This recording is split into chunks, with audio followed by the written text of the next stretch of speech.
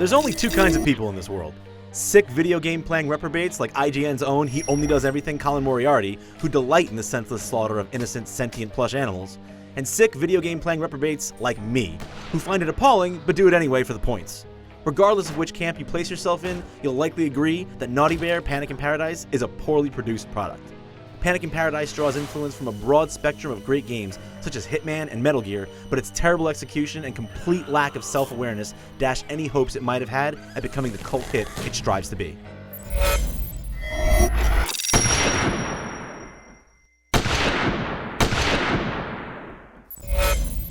Predictably, the only part of the visuals that manage to entertain in the slightest are the grisly death animations, which are supposed to be the payoff for offering your furry victims.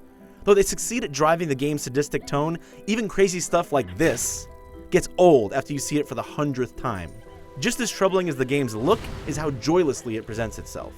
If someone pitched me on a game where you're essentially the villain in a horror movie about teddy bears in paradise, I'd imagine it to have its tongue planted firmly in cheek while slathering on gobs of sardonic black humor. Panic in Paradise doesn't really fail in doing this, so much as it patently ignores the opportunity to do so. Sure, there's an inherent comedy to the concept of a vicious killer who happens to be a harmless-looking stuffed animal, but beyond that incidental bit of humor, Naughty Bear never so much as attempts to seem funny or even satirical.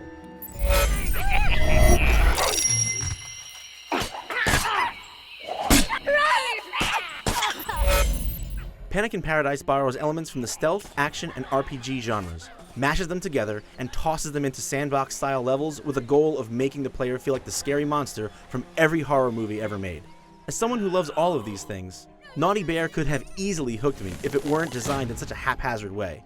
Combat feels clumsy and stilted, mission objectives can be woefully unclear, and the stealth mechanics, I don't even know where to start with the stealth mechanics. While I get that the game is trying to pay homage to classic slasher film tropes, your prey generally exhibits sub-Friday the 13th levels of stupidity at all times. Unlike other stealth games where being detected is a big deal, all you need to do is take a step into the forest and enemies will conveniently forget they ever saw you, despite the fact that you're clearly standing right in front of them bashing their skull in with a 2x4. In fact, it's odd that stealth mechanics are included at all, given how much the game rewards you for making a grand spectacle of the mental and physical anguish you inflict. There's even an entire Tony Hawk-esque scoring system which rewards you for things like driving bears insane or making them watch their friends kill themselves. If you're the person who played GTA just to see how many cops you could kill before getting caught, you might get a small kick out of this at first. But once you realize how shallow the mechanics are, you start to see it for the cheap parlor trick it truly is.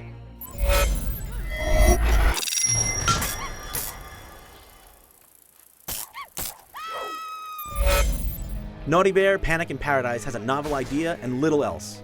While it's a passionless, nihilistic exercise in senseless violence, its real crime is being a tragically unfun video game. Its only arguably redeeming quality is the way it caters to the same kind of morbid fascination that drives kids to rip the wings off of butterflies or have catered Justin Bieber parties. And if there's any justice in the video game industry at all, that strength alone won't be enough to pull this direct from the bowels of the bargain bin. For more than you've ever wanted to know about suicidal video game teddy bears, head on over to IGN.